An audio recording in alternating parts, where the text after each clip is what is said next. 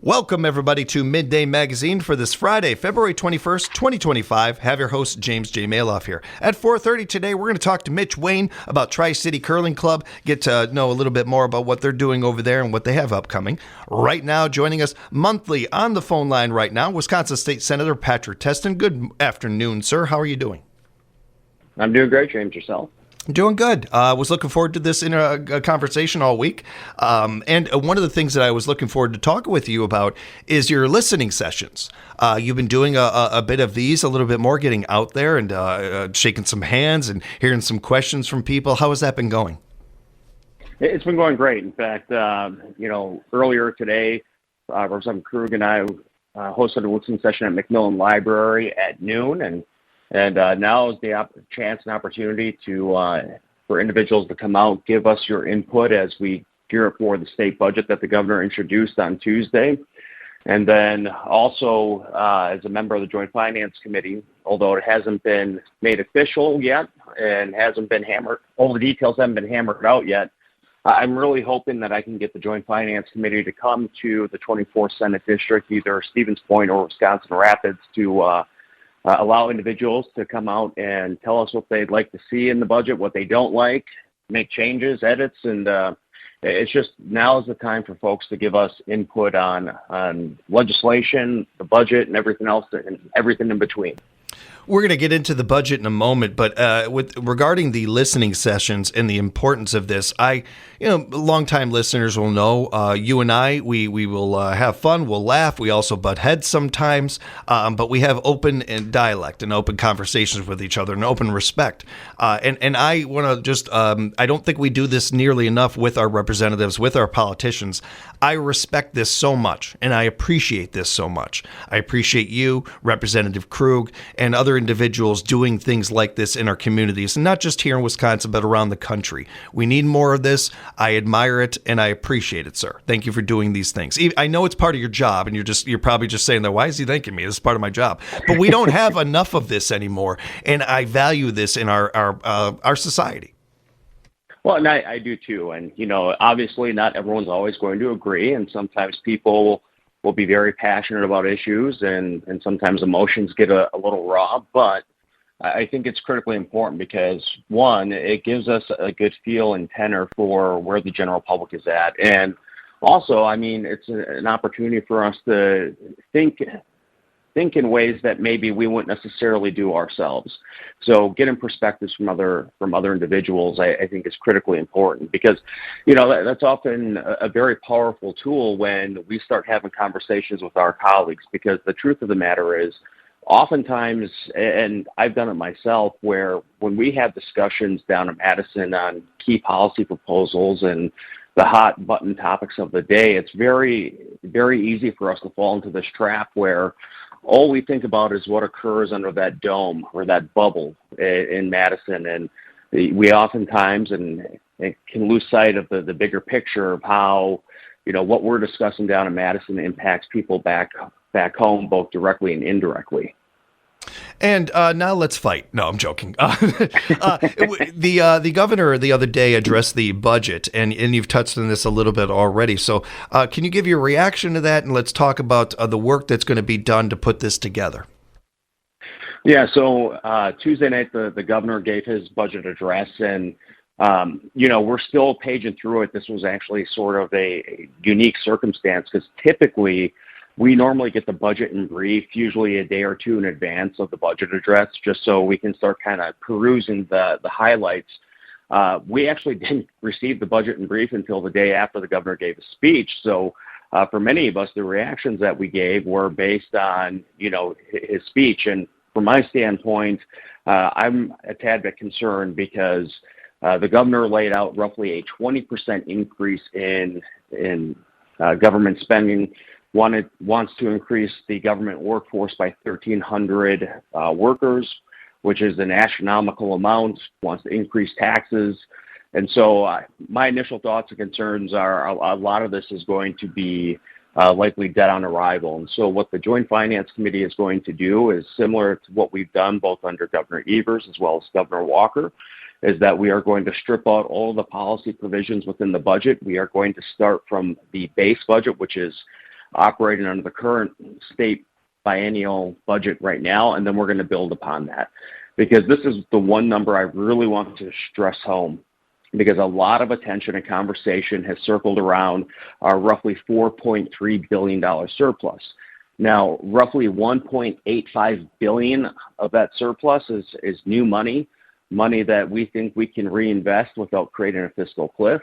And the rest of that is one-time money from things that we tried to get done in the last biennium, as well as collections of sales revenue and things that have been on the up primarily because of inflation. And so when we talk about the state budget at large and the state surplus, just know that roughly half of that $4 billion is only new revenue that can safely be reinvested. And this is one of those ones, too, that I think that everybody needs some time with to assess. And given that I think most of us understand the game by now, it's bartering. It's kind of, hey, how about this much for it? No? How about this much for it? And you guys are going to go back and forth on this one until we kind of get a set decision on it. We'll see how that one develops, and I'm sure we'll be talking about it probably next month as well. But I would like to take some time to talk about Senate Bill 23 with you. This is one that has already happened, and this is one that is, I think, going to take a big effect on a lot of people. Is that regarding the school test scores? Nope, I apologize. That is the Act to amend 4946. It's basically related to extension of eligibility under the medical assistance program for postpartum women. Oh, yeah. This was a bill that we heard in the Senate Health Committee about a week ago now, and this is legislation that has essentially passed the state Senate last session unanimously. It has a major obstacle in state assembly, and that's primarily with the speaker, who has some concerns there. But we think it's vitally important. 48 other states have extended postpartum coverage to 12 months. And so, the testimony that we heard from individuals, and a lot of it was from moms themselves, who came down and talked about some of the challenges and the struggles that they faced after they gave birth to their kids. And so from our standpoint, it's the right thing to do. And I'm hoping at some point we can convince folks in the Assembly to get this done. And so by and large, I think we're on track to once again here in the state Senate to pass it with broad bipartisan support. My guess is it's likely going to be a unanimous vote in our House, but we still have some work to do with a key individual over in the Assembly, and I'm hoping that we can make a strong case, and this is one that can get signed into law, because the only other state in the country that doesn't extend postpartum coverage to 12 months is Arkansas. And it was kind of comical in the Senate committee hearing in the Health Committee. It seemed like we were picking a lot on Arkansas, which isn't necessarily the case, but I hope we can get it done. Brett Bielema going there and everything. I mean, that kind of started the trend. No, yeah, no kidding. I joke a little bit about this subject in particular, not because there's anything to joke about, but in part that it's hard to imagine anybody pushing against this. This feels like one of the more, and I don't want to say any bill is easy to get forward, and certainly you're touching on some of that, but this does seem like one of those ones that takes care of something that it catches us up with the rest of the union. And to that point, with the lack of economy and the way that we have been affected the last couple of winters, especially our friends up north, I'm curious about these things that it does feel like we are lagging a little bit behind on when we look at neighboring states, or we just look at the union in general. There's a couple of topics that are like that. I imagine that you and your colleagues are noticing this as well and trying to address this to some degree.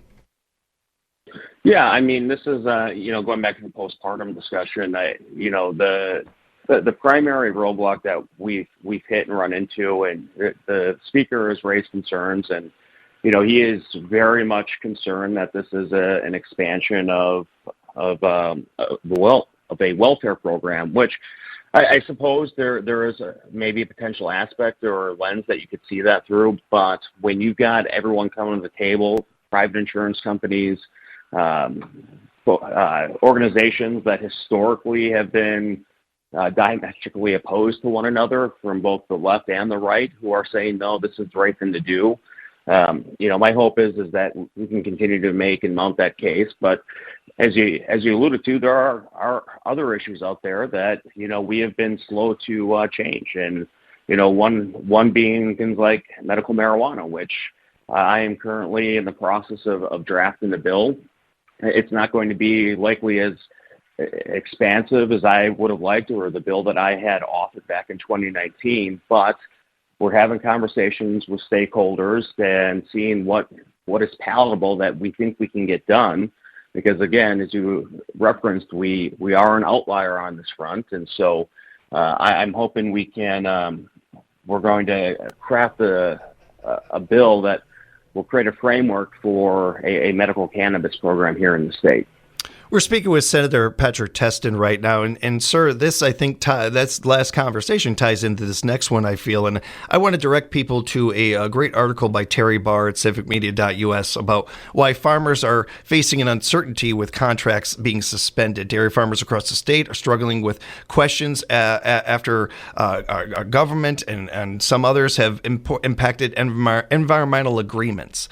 The Wisconsin farmers are facing significant uncertainty with some of the more recent suspensions that have happened. One farmer, quote, has already estimated a $30,000 loss following the governor's decision to put the brakes on specific contracts meant to support environmental sustainable farming practices.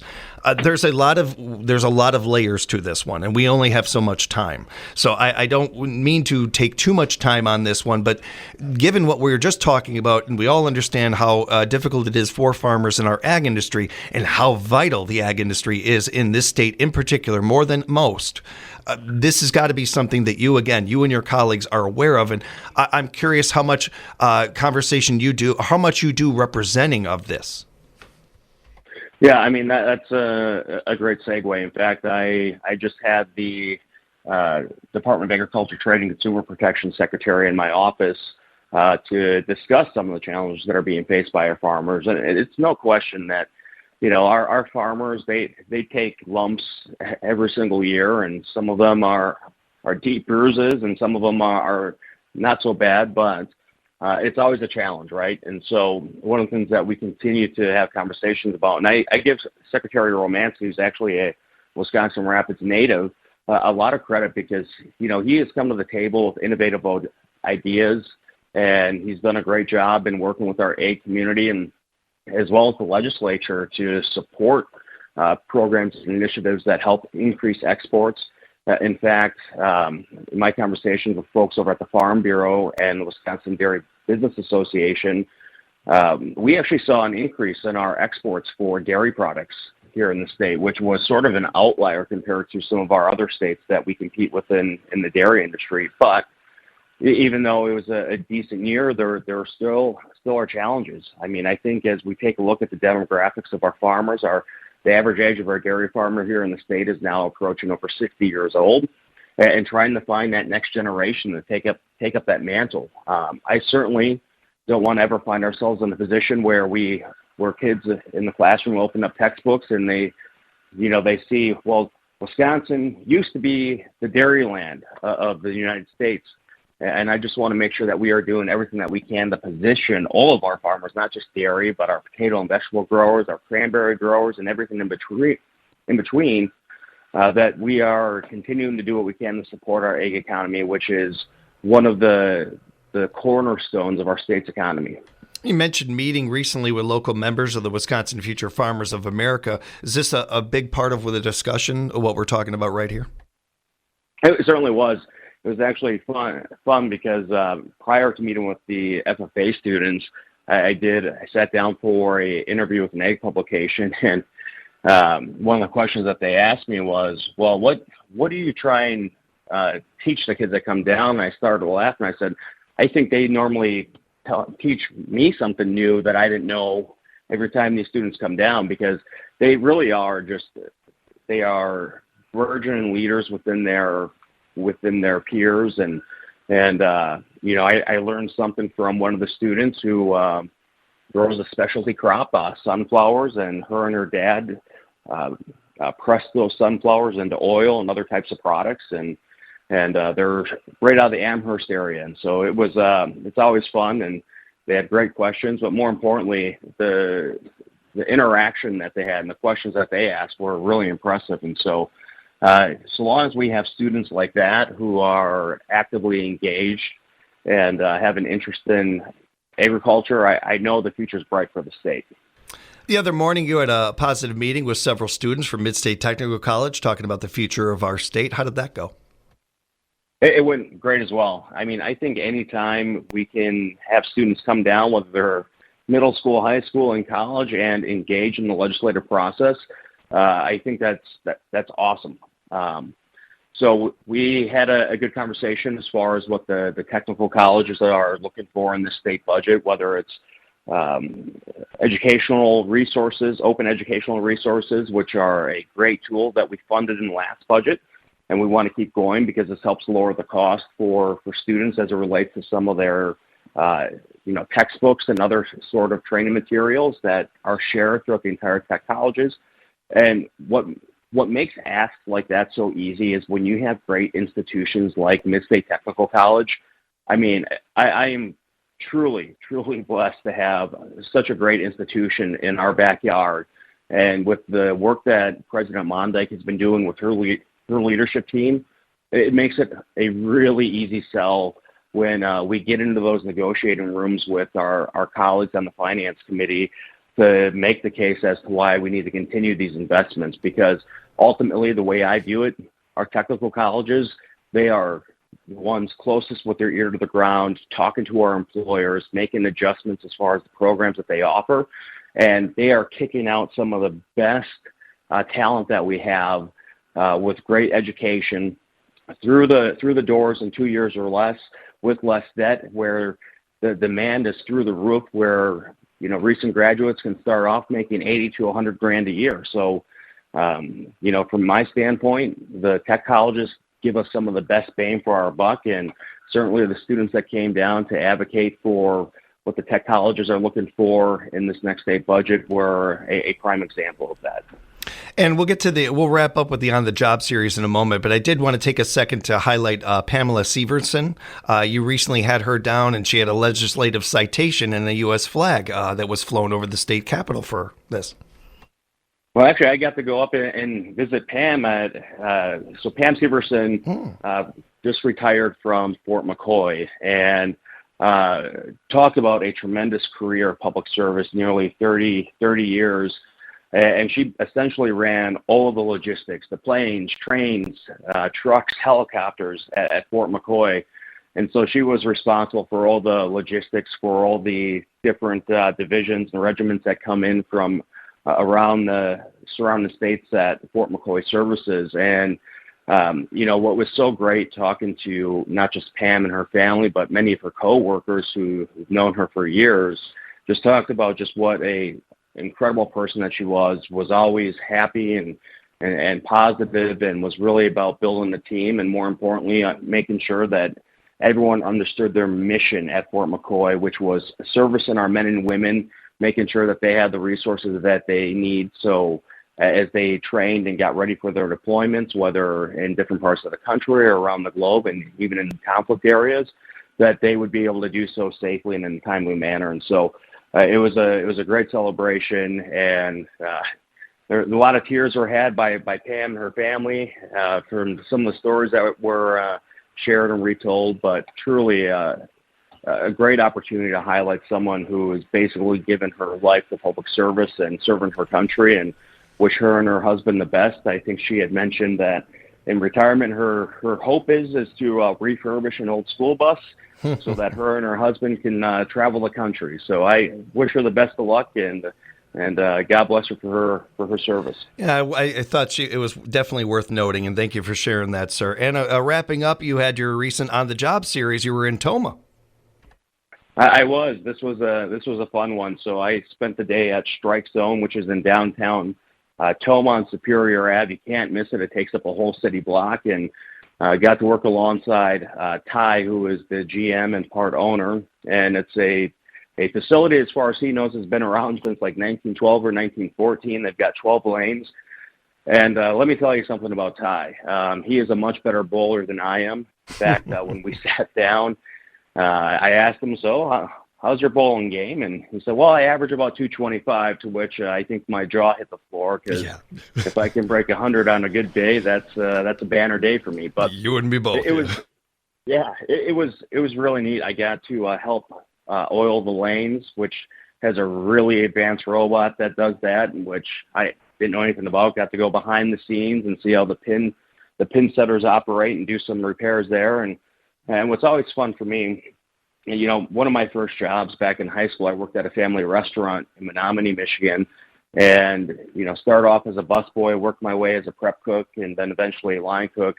So it's always fun when I can get back into a kitchen and work the line and help cook orders and wait and serve tables.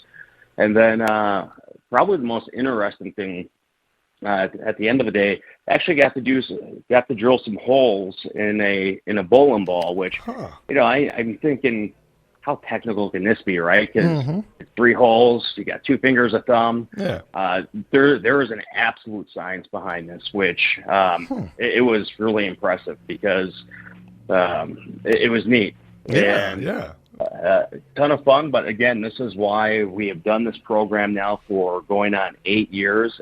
It's just such an incredible value to me to go out and not just highlight some of our great employers throughout the district, but I always come back learning something new, and just gives me such a better perspective. So, as I always do, it's a shameless plug. If you're an employer here in the 24th Senate District and you want me to come out and work for a day, just reach out to my office. And as I always joke, the best part is at the end of the day, you get to fire me. So put me to work and give me a pink slip at the end of the day. Always appreciate the time, sir. And you know, just to touch on, we started full circle here. We started talking about listening sessions, and very similar with the On the Job series, you being able to talk to constituents, talk to people right on the ground level. I appreciate that. If people have follow-up questions, they'd like to know more, reach out to you. How can they do that? Yeah, if anyone needs to get in touch with my legislative office, reach out. Our phone number is 608-266-3123.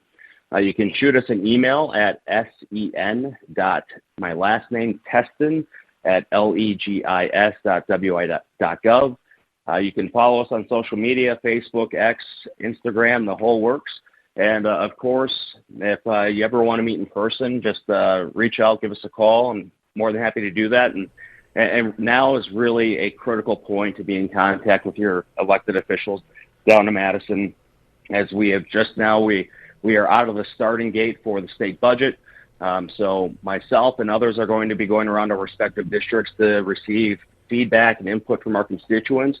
And so I would just encourage people to be engaged and, you know, share your thoughts, your ideas. And even if we don't necessarily always agree, that's okay. That's how this process works. And it's just such a huge advantage when we receive as much public input as possible. So stay tuned, and it's going to be a busy next couple months. Appreciate the time as always, sir. Safe travels out there. We'll talk next month. Look forward to it.